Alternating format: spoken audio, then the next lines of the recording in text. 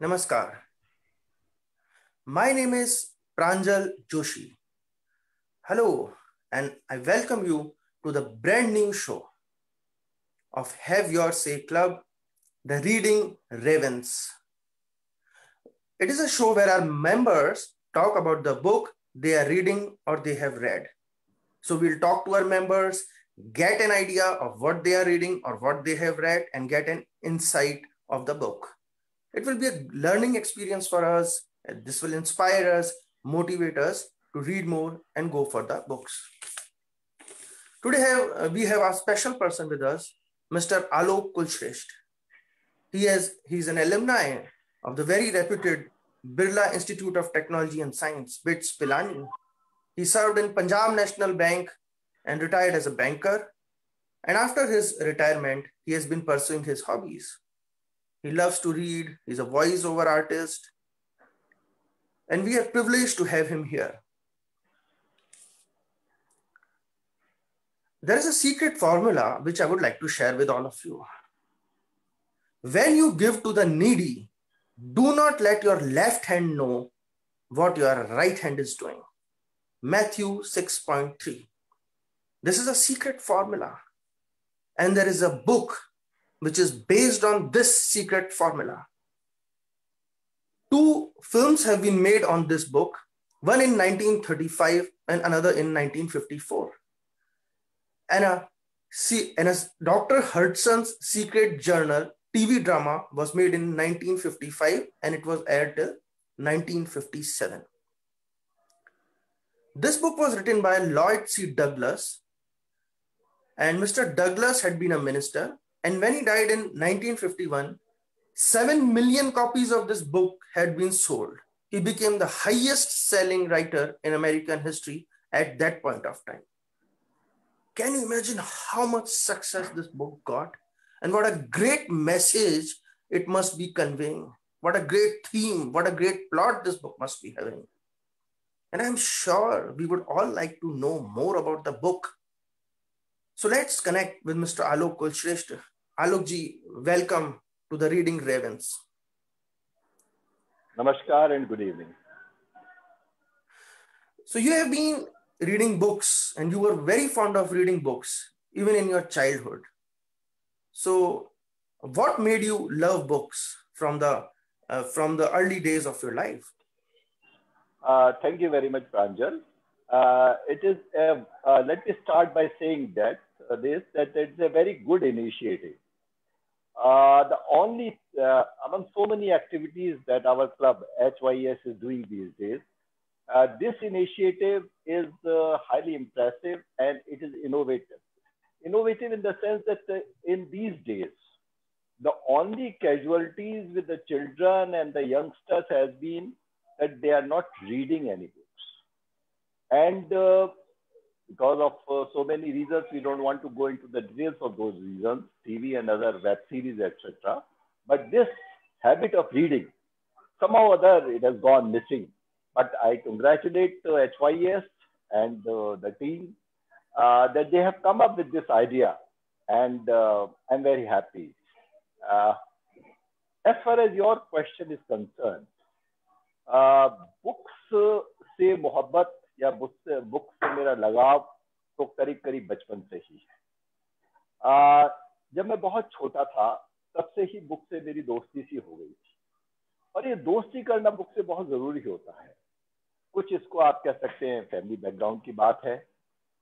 मेरे फादर, मेरी sister, brother सब लोग उस जमाने के इंग्लिश लिटरेचर में माहिर थे और उसकी डिग्रीज उनके पास थी, तो ये सारी बुक्स वगैरह हमारे घर में उस टाइम भी आ सकती। कुछ ये भी कह सकते मैं बहुत ज्यादा I was not in much in sports, तो मुझे इसका शौक लग गया था। और उस जमाने में घरों में वीकली मैगजीन्स बहुत आती थी।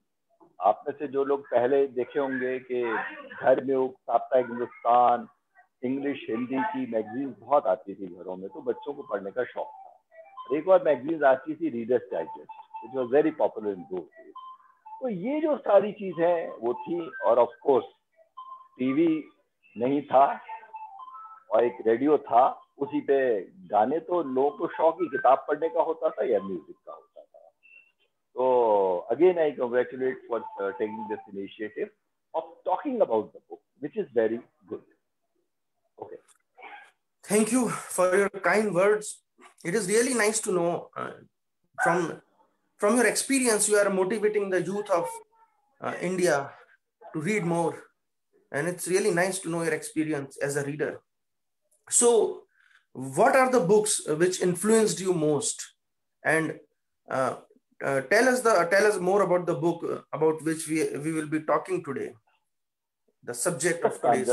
that's a great question. Books ने बहुत सारी books ने over a period of time that have influenced my life, my thinking, my thoughts. This book that you have just mentioned in the very beginning, आपने तो you have spilled the beans. आपने पहले ही बता दिया कि किस book के बारे. I did not name the book. हाँ, तो अब मैं उस बुक के बारे में बात करूंगा. लेकिन उससे पहले मैं बताना चाहता हूँ कि मुझे फिक्शन और नॉन फिक्शन दोनों तरह की बुक्स का बहुत शौक रहा है. In fact if I think back, तो जो पहली बुक ने मुझे बहुत ज्यादा इन्फ्लुएंस किया था वो 1930s की एक बुक थी डेल कार्नेगी के द्वारा लिखी हुई. नॉवेल्स तो बहुत सारे पढ़े उस टाइम, लेकिन जो एक बुक मुझे I can recall, how to influence friends, how to make friends and influence people. It's a very famous book and now बहुत मशहूर. उसके बाद में बहुत सारे स्वेट मार्टिन भी आए और बहुत सारे ये सेल्फ हेल्प बुक जिनको कहते हैं, मोटिवेशन की बुक्स कहते हैं. बहुत सारे लोगों ने कई तरह की किताबें आज भी लिखते हैं किताबें. लेकिन this was perhaps the finest or the earliest pioneer book of its kind, which talks about interpersonal relationship. तो इस बुक ने उस जमाने में मेरे को बहुत इन्फ्लुएंस किया था. और फिर मैग्निफिसेंट ऑब्सेशन, जिस बुक के बारे में आज हम बात करेंगे, इस बुक ने भी मुझे बहुत इन्फ्लुएंस किया था. इसके बारे में चर्चा हम अभी बाद में करते हैं. फिर हिंदी में जैसे अज्ञे एक बहुत अच्छे राइटर हैं, उनकी एक किताब है नदी के द्वीप, वो आज भी मुझे याद रहती है और उसके बारे में हम लोग चर्चा करते हैं. एक बार आप फिर से इसका नाम दोहराएंगे, इसका नाम और लेखक का नाम? नदी के द्वीप. नदी के द्वीप. नदी के द्वीप. नदी के द्वीप. नदी के द्वीप अज्ञे की किताब है, जो कि बहुत बड़े राइटर हैं. और फिर जैसे अंग्रेजी में आप देखिए तो रेबेका एक बहुत ही अच्छी फेमस नॉवल है.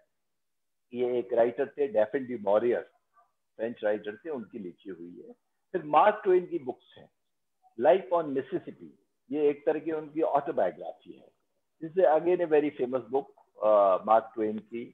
फिर रशियन ऑथर्स की लाइन है, टॉल्स्टॉय है, गोर्की है, चेखोव है, और एक बहुत फेमस राइटर थे उस जमाने के, Alexander Solzhenitsyn, who went on to win the Nobel prize.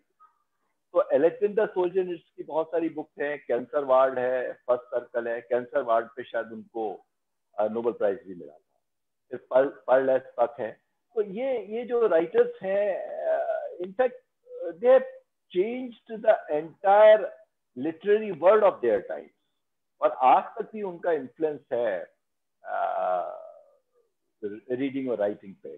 तो ऐसे बड़े बड़े राइटर्स से इनकी बुक्स बहुत हैं, वैसे किताबें बहुत हैं. और आज जिस किताब के बारे में हम बात कर रहे हैं, ये लॉयड सी डगलस ने लिखी हुई है, और किताब का नाम मैग्निफिसेंट ऑब्सेशन है. Magnificent is magnificent in any sense, so many sense. It's a wonderful book. और इसकी खूबी है कि ये फिक्शन भी है और नॉन फिक्शन भी है. मतलब ये बोरिंग नहीं है, मतलब इसमें कोई प्रीचिंग हो या टीचिंग हो, सिर्फ वो ड्राई सब्जेक्ट नहीं है. It has so many things with it, और एक फाइन स्टोरी लाइन भी चलती है जिससे आपको इसमें इंटरेस्ट बना रहता है.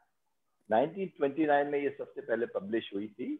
और जैसे आपने बताया कि ये एक क्लर्जी या मिनिस्टर थे, प्रोटेस्टेंट मिनिस्टर थे, लॉयड सी डगलस, उन्होंने ये लिखी थी. और खास तौर से when I was very young, 17 or 18 years, तब मैंने इस किताब को पढ़ा था. और since then ये किताब it has stayed with me. वो किताब की कॉपी तो कहीं खो गई मेरे से, लेकिन it has stayed with me. इसके बाद मैं इस किताब को हर स्टोर में जाता था, चाहे बॉम्बे में, जयपुर में, क्रॉसवर्ड बड़े बड़े स्टोर से उनमें जाता था, ढूंढता था इस किताब को, मिल जाए मुझे. कई बार ये आउट ऑफ प्रिंट होती थी, नहीं मिलती थी।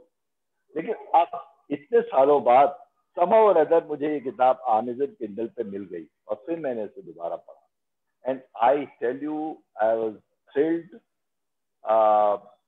it just created such an overall aura on me. Again, I lived by all these years. इसकी वजह जैसे आपने बताया, इस पे मूवीज भी बन चुकी है। 1935 में रॉबर्ट टेलर और रॉक हडसन 1954 में वो इसके हीरो रहे हैं। तो इस तरह से ये बुक अपने आप में एक, इसके बारे में बात करेंगे, ये किताब है।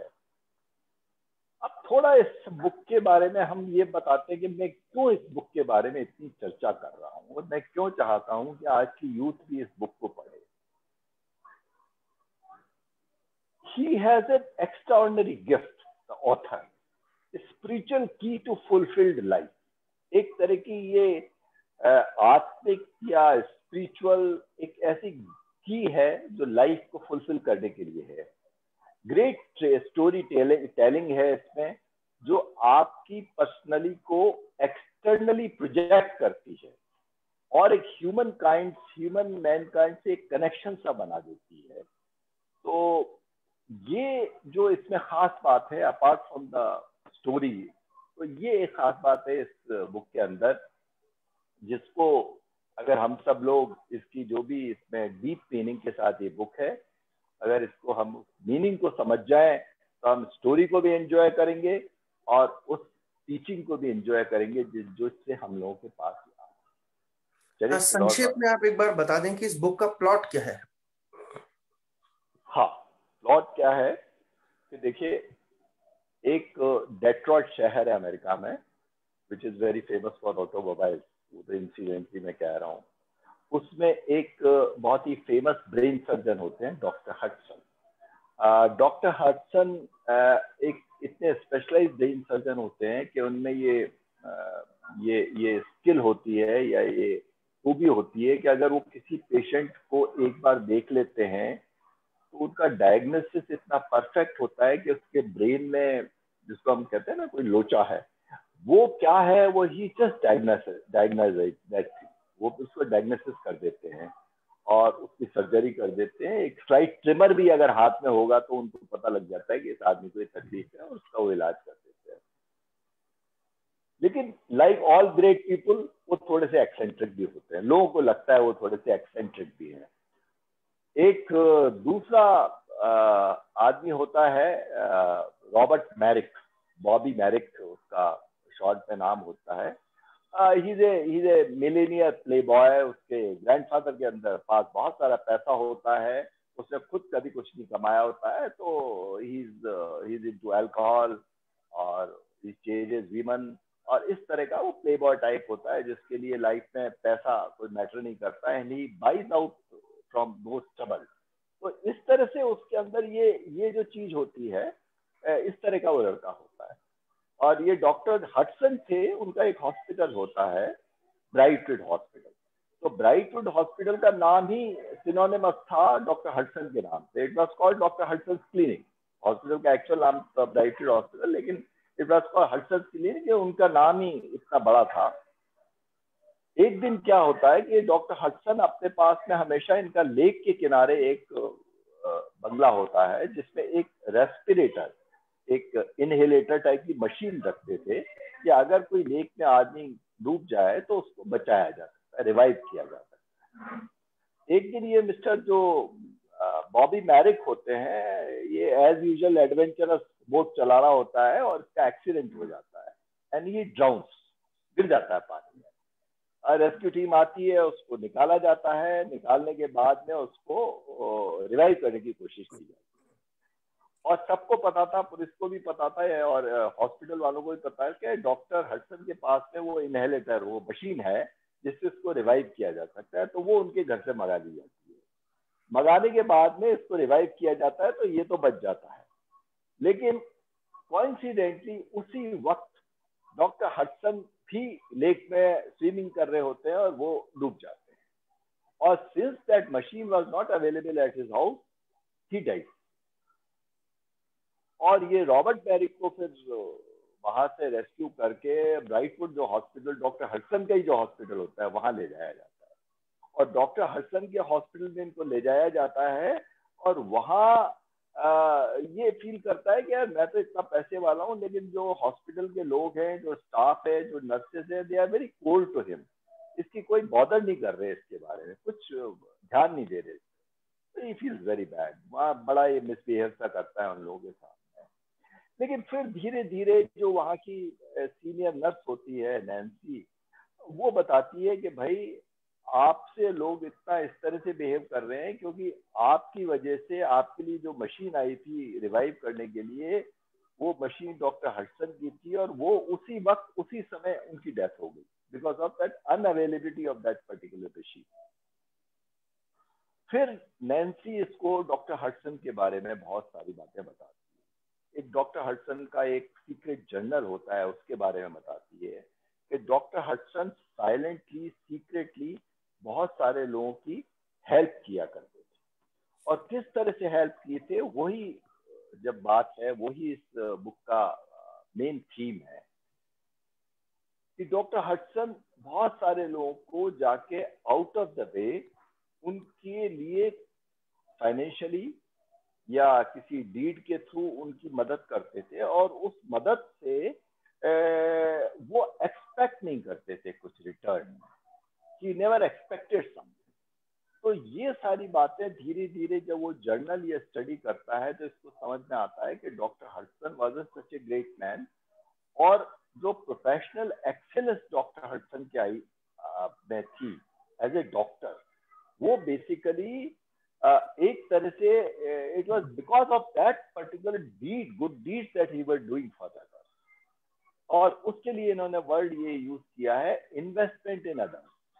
आप दूसरों के लिए काम करो तो भगवान आपको कहीं से कुछ ना कुछ अच्छा देता है। और जब कोई आदमी डॉक्टर हडसन को रिपे करने आता था, जो भी उन्होंने फाइनेंशियल किया था उसको इंटरेस्ट का या कैपिटल के रूप में या प्रिंसिपल के रूप में, तो डॉक्टर हडसन कहते थे कि I have used it all up, मैंने इसको पहले ही इस्तेमाल कर लिया है, you don't have to repay me anything. जब इसको ये सब बातें पता लगती हैं, देन ही फील्स कि I should also do. He feels bad कि एक इतना अच्छा आदमी मेरी वजह से चला गया। और वो जो नर्स होती है नैन्सी, वो इनसे कहती है, then he start going to the medical college और वहां से ब्रेन सर्जरी में ये पास आउट होके आता है, स्पेशलाइज करता है। और फिर धीरे धीरे इसके दिमाग में ये चीज आती है, ही becomes a very good great best surgeon. In fact ये जो ब्रेन सर्जरी में एक कॉटराइज करने का इलेक्ट्रिक कॉटराइजर बनाता है, स्कैल्पल, जिससे कि वो ब्रेन सर्जरी में उसी टाइम कॉटराइज किया जा सके अंदर की नसों को।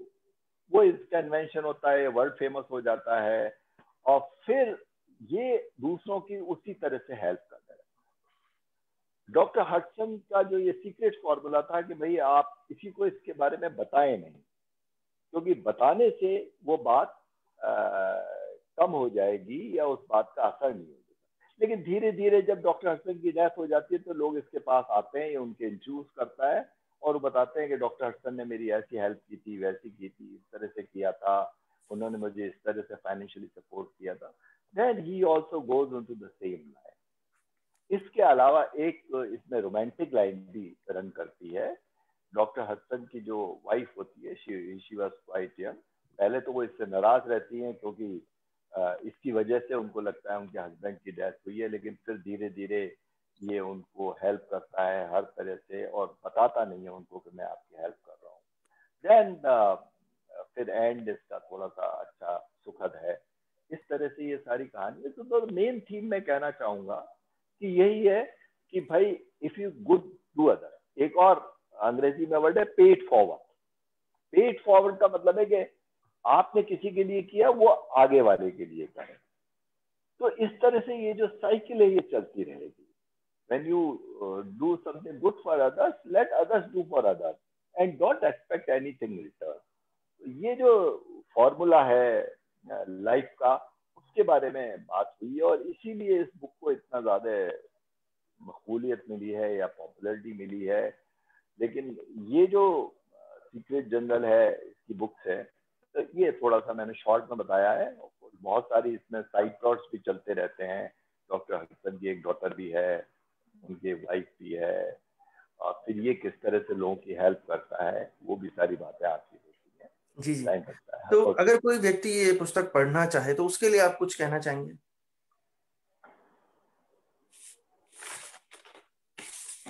ये अगर कोई नहीं, मैं तो ये कहूंगा कि ये पुस्तक को पढ़नी चाहिए, लेकिन मैं ये चाहूंगा कि इस पुस्तक को पढ़ने से पहले ये ध्यान में रखें कि जो भी हम फिलॉन्थ्रफी करते हैं, जो भी हम अच्छा काम करते हैं, किसी की मदद करते हैं, उसको डिस्प्ले करने की जरूरत है। और जैसे आपने शुरू में कहा था ना, बाइबल में भी यही बात है कि जब हम किसी की मदद करते हैं तो करने की जरूरत नहीं है। दूसरा है कि हमारी जो इंडियन फिलॉसफी है वो भी यही कहती है, कृष्णा, राम, किसी के भी आप अगर टीचिंग्स उठा के देख लिए, कृष्णा का तो यही है कि वो योगी थे, वो तो बिल्कुल एक्सपेक्ट ही नहीं करते थे, जो कुछ उन्होंने किया अपना काम समझ के किया, कर्तव्य समझ के किया। और डिस्प्ले करना और वल्गर डिस्प्ले करना अपनी फिलॉन्थ्रफी का, ये सबसे ज्यादा दिक्कत वाली बात है। इसलिए जो इसको पढ़ना चाहे वो पढ़े, क्योंकि ये फिक्शन भी है, नॉन फिक्शन भी है। अगर इसकी टीचिंग या डीप मीनिंग को आप you can acquire, you can take it, fine, लेकिन otherwise it's a fine novel with a happy ending. तो इस तरह से ये बुक आपको हर तरह से हेल्प करेगी। आपको अगर लाइफ की टीचिंग के बारे में देखना है तो वो भी आपको हेल्प करेगी, अगर इसको एक नॉवल की तरह पढ़ना है तो वो भी हेल्प करेगी आपको।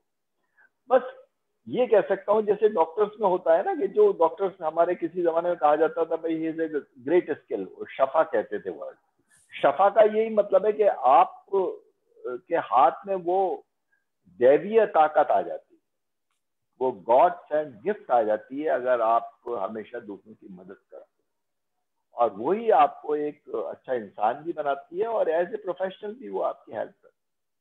तो ये जो प्रोफेशनल एक्सीलेंस की हम बात करते हैं, जो अच्छे प्रोफेशनल्स होते हैं उनमें जब वो दूसरों का भला करते हैं तो वो अपने आप उनके अंदर इंग्रेडिएंट हो जाता है नेचर के अंदर और उनकी परफॉर्मेंस में। तो वो मैं थोड़ा सा कह सकता हूँ। यस जी जी जी। तो आलोक जी, बहुत बहुत शुक्रिया आपका। आज हमने ये शुरुआत की और बहुत अच्छा लगा एक ऐसी पुस्तक के बारे में जान के।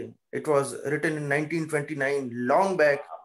प्रांजल, बस मैं एक बात कहना चाह रहा हूँ कि जो लोग इसको पढ़ने की ट्राई करेंगे उनको शुरू में ये बुक में पढ़ने में थोड़ी सी दिक्कत भी आ सकती है आजकल की यंगस्टर्स को। एक्चुअली क्या है, इसकी जो इंग्लिश है, लैंग्वेज जो है, वो 1929 की जो अर्बन क्लास थी उसकी लैंग्वेज है। आजकल की जो लैंग्वेज है इंग्लिश की बुक्स में जो आती है उससे स्लाइटली डिफरेंट है। तो इसकी जो इंग्लिश है वो पढ़ते टाइम आपको थोड़ा सा I mean it's typical oldish style English. तो आपको जो वर्ड्स हैं उनके लिए कई बार you might have to look for dictionary. तो लेकिन that doesn't break the rhythm, वो ऐसी कोई बात नहीं है, उससे रिदम ब्रेक नहीं होता है। लेकिन इस बात को ध्यान में रख के इस किताब को पढ़ें, इसकी जो स्क्रिप्ट है या जो लैंग्वेज है वो थोड़ी सी हाई ब्रो कहते हैं जिसको अंग्रेजी में, थोड़ी सी वैसी अंग्रेजी है। तो उसको आप जरूरत पड़े तो किंडल में तो बहुत इजी हो गया है, आप टैप कीजिए उस वर्ड को और you get the meaning also. वो अगर थोड़ा सा डिस्काउंट रखें हम पढ़ने के टाइम में, ध्यान रखें, then it will be a very good. Right right right. तो ये जो पुस्तक है आपने इसके बारे में बताया, it was really nice to know about this book, and it is a good learning lesson to help others, to give to others. और जब मदद करें तो उसको नाम शोहरत के लिए ना करें, अपने स्वार्थ के लिए ना करें, निस्वार्थ भाव से करें। Right. So I thank all those who are watching this, all our viewers. And Alok sir, thank you so much for sharing your insights about this book. And I hope that the viewers will also show interest in this book and will like reading it. So with this, I end this session. We will meet on next Tuesday with another interesting book. And this is your host, Pranjal Joshi, saying goodbye. Thank you very much. Thank you, Pranjal. Thank you very much.